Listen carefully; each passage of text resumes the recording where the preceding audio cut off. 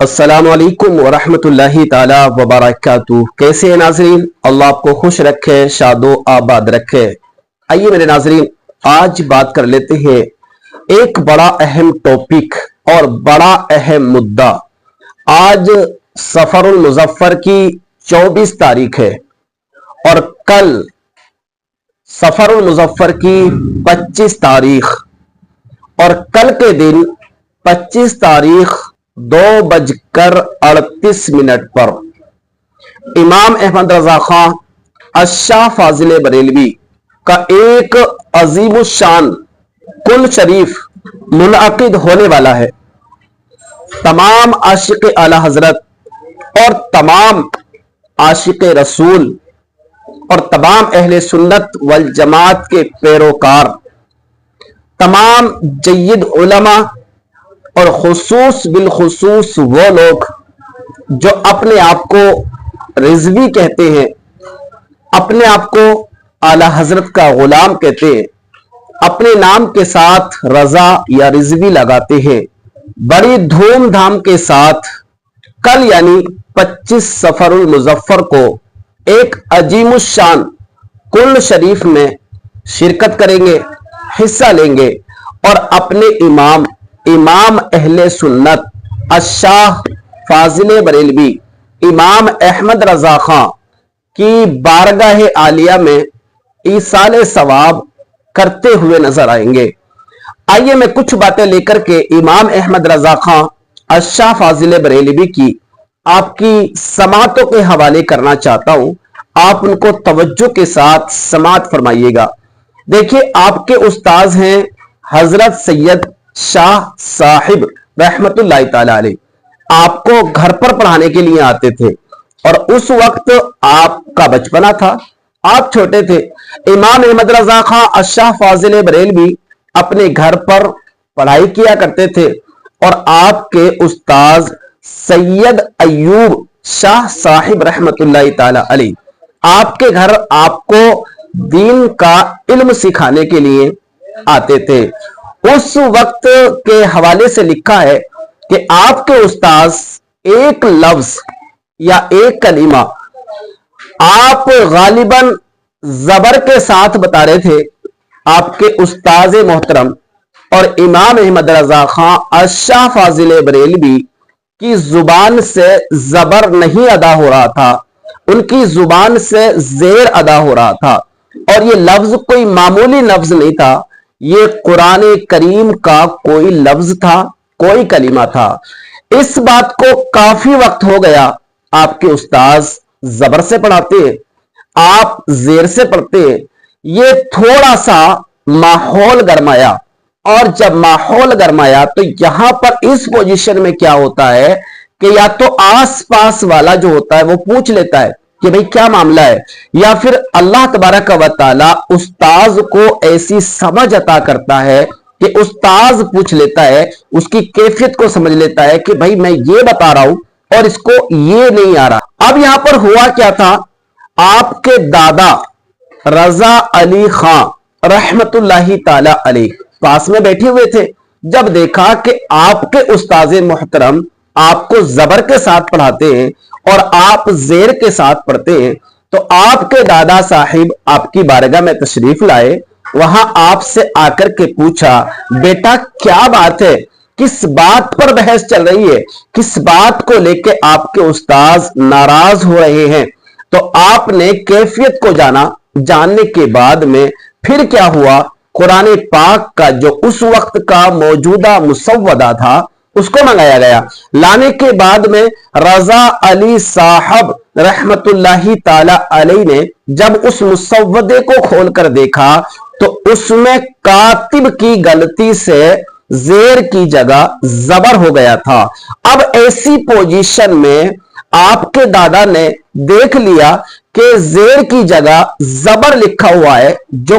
कातिब की गलती है, हकीकत में वहां जेर ही था। अब जो आपके उस्ताद मोहतरम थे उन्होंने जेर जहन में नहीं था, जबर जहन में था, इसलिए कि जो मुसव्वदा था उसमें जबर लिखा हुआ था, लेकिन कातिब की गलती की बुनियाद पर आपके उस्ताद मोहतरम आपको जबर बता रहे थे और इमाम अहमद रजा खां अशाह फाजिल बरेली भी उसको ज़ेर पढ़ रहे थे। इत्तिफाक ऐसा हुआ कि बात रफा दफा हुई तो आपके दादा रजा अली साहब रहमतुल्लाहि ताला अलैह ने पूछ लिया, अरे बेटे तू ये तो बता, जब उस्ताद मोहतरम तुझे इस लफ्ज को जबर के साथ बता रहे थे तो तुम जबर से क्यों नहीं पढ़ रहे थे? तो वहां पर इमाम अहमद रजा खां अशाह फाजिल बरेलवी बयान करते हैं कि दादा हुजूर, दादा जान, मैं जबर ही पढ़ने की कोशिश कर रहा था, लेकिन क्या करूं, मैं कोशिश करने के बावजूद मेरी जुबान से जेर ही निकल रहा था, इसलिए मैं उसको जबर नहीं पढ़ पा रहा था, जेर ही पढ़ पा रहा था। जबकि कोशिश में जबर पढ़ने की कर रहा था, जैसे मेरे उस्ताद पढ़ा रहे थे मैं वैसे ही पढ़ने की कोशिश कर रहा था। तो पता ये चला, ये वाकया लिखा है आपके उस्ताद सैयद अयूब शाह साहिब रहमतुल्लाहि ताला अलैह ने कि इमाम अहमद रजा खां को अल्लाह तबारक व ताला ने बचपन ही में वो कमालात अता किए थे जो एक अल्लाह के वली को अल्लाह तबारक व ताला कमालात अता करता है। तो यहां पर इमाम अहमद रजा खां अशाह फाजिल बरेलवी के वो कमालात में से एक कमाल नजर आता है कि देखिए आपका बचपने का जमाना है, उसके बावजूद भी आपकी जुबान हकीकत बयान कर रही है। आगे इमाम अहमद रजा खां अशाह फाजिल बरेलवी बयान फरमाते, जब मेरे उस्ताद मोहतरम मुझे पढ़ाते और मैं पढ़ता तो इत्तिफाक ऐसा होता था कि एक दो मर्तबा मैं किताब को इधर से इधर देखता और मुझे याद हो जाया करती थी। कौन बयान फरमाते? खुद इमाम अहमद रजा खां अशाह फाजिल बरेलवी बयान फरमाते हैं कि मैं किताब को एक दो मर्तबा इधर से इधर देखता और मेरे याद हो जाया करती थी। तभी अल्लाह तबारक व ताला ने आपको तकरीबन 70 उलूम से ज्यादा अल्लाह पाक ने आपको महारत बख्शी थी। ये आपकी जहनी कैफियत का मामला था। एक मर्तबा की बात है, आपको मैं और बताता चलूं। एक मर्तबा किसी ने इमाम अहमद रजा खां अशाह फाजिल बरेलवी को हाफिज कह दिया, क्योंकि आप आलिम बने थे, हाफिज ना बने थे, किसी ने आपको हाफिज कह दिया, आपको बुरा लगा और अपने उस्ताद मोहतरम की बारगाह में शिकायत की कि मुझे लोग हाफिज कहते हैं जबकि मैं हाफिज हूं नहीं। आजकल का मामला देख लीजिए, आप हाफिज हैं ना हैं, अगर लोग कह रहे हैं अल्हम्दुलिल्लाह सीना चौड़ा होता है। आप कारी साहब हैं या ना हैं, अगर लोग आपको कह रहे हैं अल्हम्दुलिल्लाह सीना चौड़ा होता है। आप आलिम हैं या ना हैं, अगर लोग आपको कह रहे हैं ना तो सुनकर आपका सीना चौड़ा होता है। कुर्बान जाइए, इमाम अहमद रजा खां अशाह फाजिल बरेलवी की बारगाह में आप देखिए किसी ने हाफिज कह दिया, आपने अपने उस्ताद मोहतरम से शिकायत कर दी कि मैं हाफिज तो नहीं हूं, लेकिन लोग उसके बावजूद मुझे हाफिज कहते हैं। उस्ताद का अंदाज देखिए, उस्ताद बयान करते हैं, ए अहमद रजा, अगर तुम हाफिज नहीं हो तो हाफिज बन जाओ, कोशिश कर लो, अल्लाह तबारक व तआला तुम्हें हाफिज बना देगा। एक रिवायत के मुताबिक आपने लिखा है कि इमाम अहमद रजा खां अशाह फाजिल बरेलवी ने उसी वक्त उसी दिन से कोशिश करना शुरू कर दिया। और किस वक्त आप पढ़ा करते थे मालूम है? आपके उस्ताद बयान करते हैं कि अहमद रजा अशाह फाजिल बरेलवी ईशा के नमाज के वक्त जब लोग वुजू बनाते हैं, जब आप वुजू बनाकर तैयारी किया करते थे